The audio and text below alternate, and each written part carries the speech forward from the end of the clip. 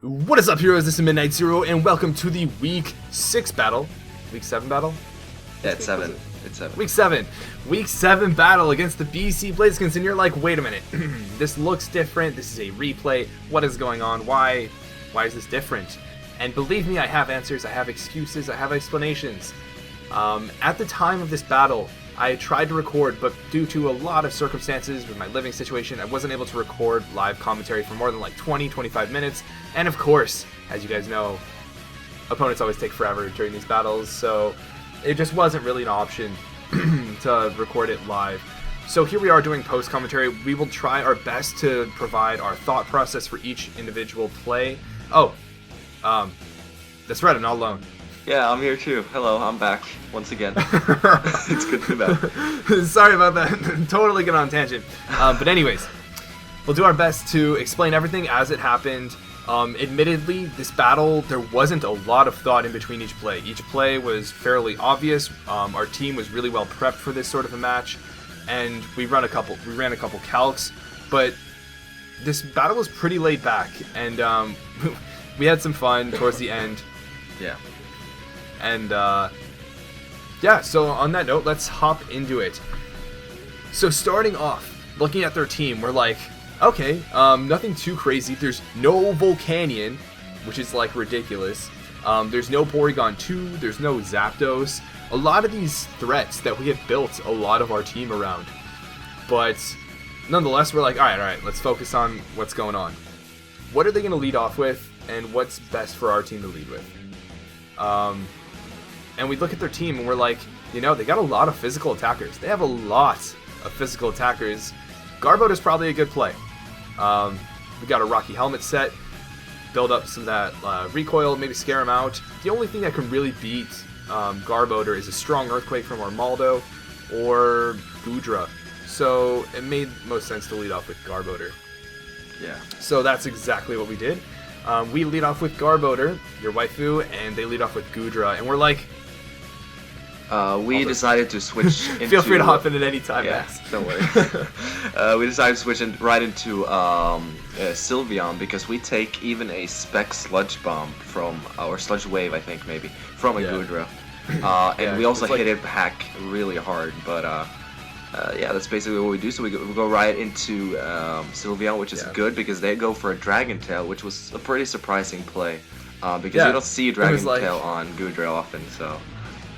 It was like, what's going on with Dragon Tail? We were like, maybe it's Assault Vest, maybe it's Specs, maybe it's Banded, but none of those sets run Dragon Tail. So we were like, alright, that was pretty convenient. And at this point, we're like, okay, what's the obvious switch in here? And we're both like, Doublade. Like, Doublade is easily the switch in here. And after Rocks, Hyper Voice damage would put it in the range of Flare Blitz from Infernape, but we don't have Rocks up. So we're thinking, we'll just go hard into Crook, anticipating the Doublade. Yeah. So that's exactly what we do. And they actually go into Armaldo. Which is kind of interesting. I'm not really sure why, because that won't take Hyper Voice. That will not take Hyper Voice well. Unless it's an Assault Vest, which is what I thought since they brought it in. But even then, this is not a really bad matchup for us anyway. Like, they are -1 attack because of Intimidate. So we decided that Rocks is probably our best option right now. We can get some free Rocks up. We take even a Life Orb, X-Scissor at -1, so... And this is the only... getting our Rocks up. Yeah, this is the only hazard removal they have as well, so... Getting rid of that would be amazing. And we want to scout for like what kind of an Armaldo they have, so like to see what they hit us with, if they have X's or if they're Life Orb, why they would bring it in on a Sylveon, etc. So we end up going for our Stealth Rock, and they go for Knockoff, and based on that damage, they have like very little offensive presence.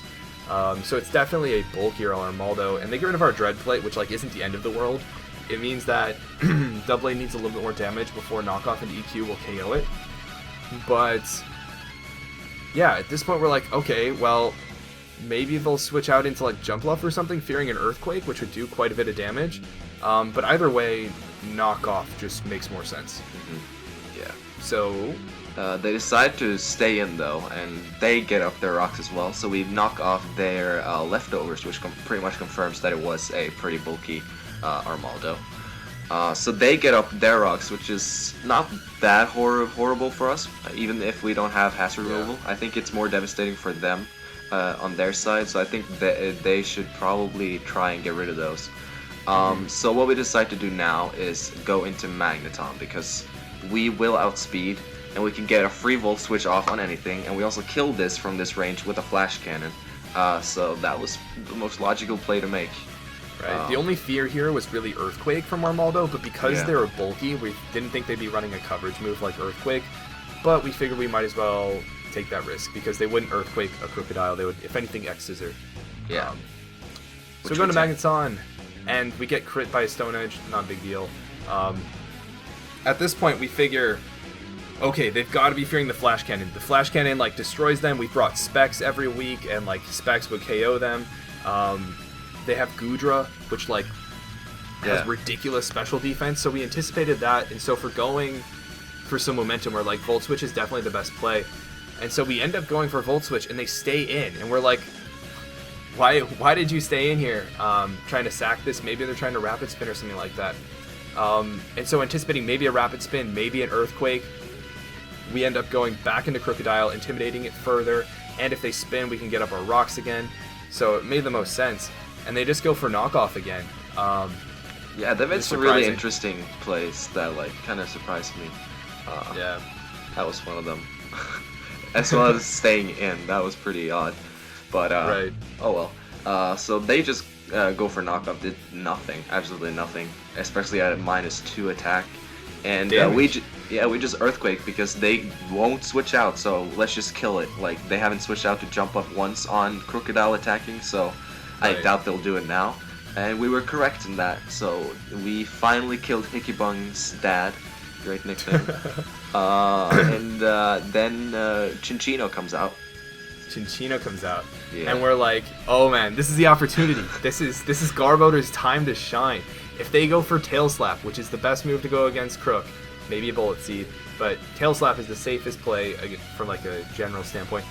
But unless they see this Garbodor and they're like, wait a minute, and apparently that was the case. We're like, if they hit us with Tail Slap, they will take 83% of damage in recoil, which is ridiculous. And we don't know if they're banded, which would do a ton to Garbodor, or if they're Life Orb, Silk Scarf. We're like, we're just gonna go hard into Garbodor, and we made this decision in like 5 seconds. It was really funny. We're like, just hard into Garbodor. So we end up going to Garbodor, and they just go for a Bullet Seed, potentially predicting the Garbodor, which works out well for them. But at this point, we threaten them with Drain Punch or Gunk Shot, and from a defensive standpoint, Doublade is easily their best switch in. Yeah, so we decided to get a free Spikes up, because most of the team is grounded, and like Doublade, for example, cannot get poisoned, so we thought Spikes is the best option, because it gives us more damage throughout the whole battle. Toxic Spike is good too, but we can get that later on if necessary.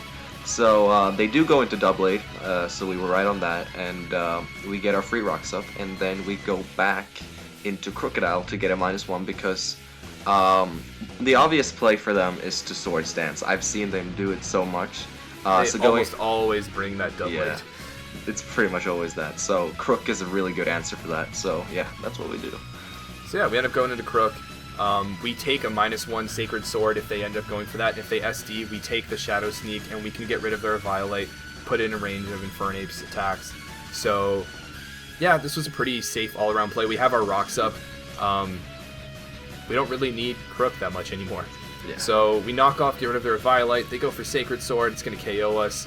We're like, cool, not a big deal. We're just going to go into Infernape. We take a Shadow Sneak really easily, and we can KO with Fire Punch. If they want to keep this thing alive, they'll go into Goodra, but they don't. They go for Shadow Sneak, and we KO it with Fire Punch. Crit doesn't matter.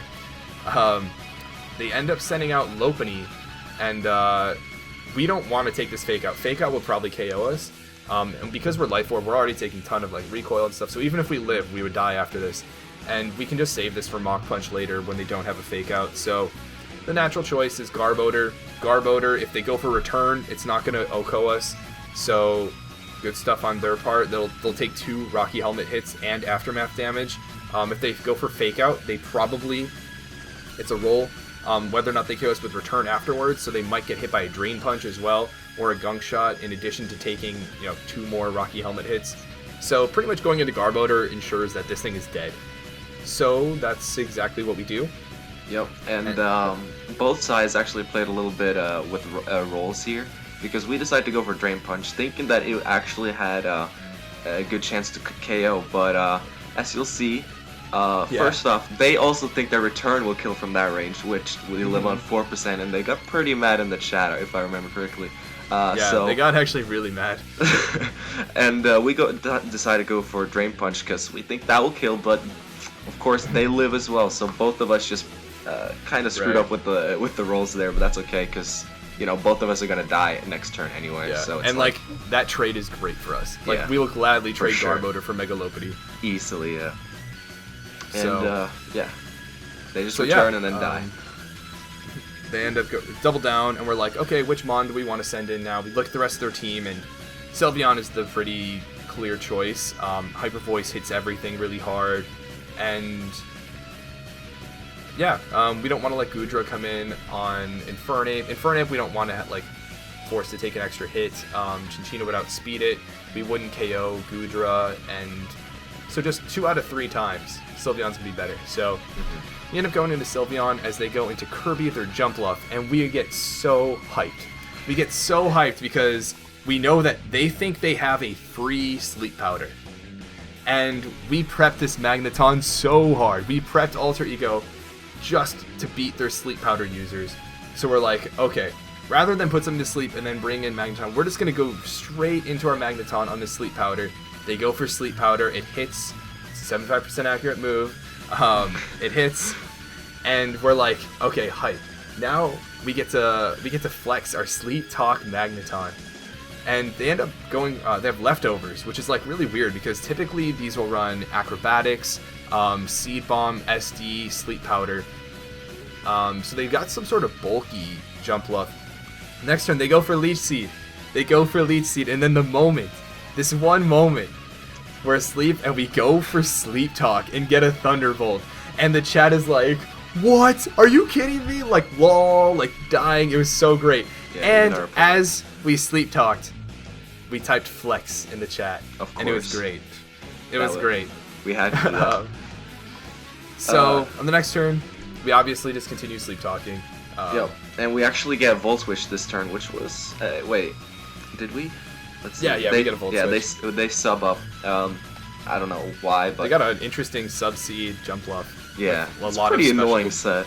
Defense. So yeah, we get a Volt Switch in our Sleep Talk, which was pretty nice actually. So we can freely go into Joey or Latios, because Latios with Draco just wins at this point. Nothing can take a Draco. Nothing can take... And we got T-Bolt to finish this off too. Yeah, so that's what we decided to do. We decided to go into Joey and then just T-Bolt this to death. He Leech Seeds us, which is sort of annoying. I mean, at this point, we lived in Acrobatics or a Seed Bomb, so we could just safely Thunderbolt here. We've got a super bulky Latios, and whatever he goes into, Draco just demolishes. So they end up going into Cinccino. We KO'd this with Draco. They missed the Tail Slap. Noah left. Balls. Yeah, Noah completely just rage quit at that point. We knock it out. I mean, we didn't die from Tail Slap anyways. They weren't banded. But then they go into Goodra. And at this point, Toxic is a guaranteed win, so we go for the Toxic as opposed to the Draco. We take a Draco, actually. That is how bulky, especially defensively bulky we are. We take a Draco, and then at this point, we're kind of just goofing around. We recover, thinking we'll take another Draco. They actually go for the Dragon Tail, so they let this thing live, and we go straight into Sylveon, which is that's the end for them. They can't do anything, and they can't do anything to the Sylveon. We go for Hyper Voice, and Goodra is so bulky. It must be an Assault Vest then. It's so bulky. And then, to finish off the game for the lulz, we let Toxic kill them by going for Protect. Yep. And that means we are going to the playoffs, finishing off, the regular season undefeated. We finish up undefeated. There will be a week break in between the end of the regular season and the playoffs, so look out for 1 week later than usual. Our first playoff match will be on Max's channel, and hopefully we win that. We'll be going up against Whoever wins the other round in the finale or finals. Yeah. It's exciting. Who are we going up against in the playoffs again? It's Washington Weezing's first week. Washington Weezings, that's right. Yeah, so they've got a scary team, and that should be a good playoff match. And then hopefully we make it to the finals, where we can maybe get our rematch with Sam and Austin, who are hoping to make it to the finals to beat us there. But anyways, that should be good. Look out for the team builder and battle for the playoff match on Max's channel. But until then, this has been Midnight Zero, and this mission is complete.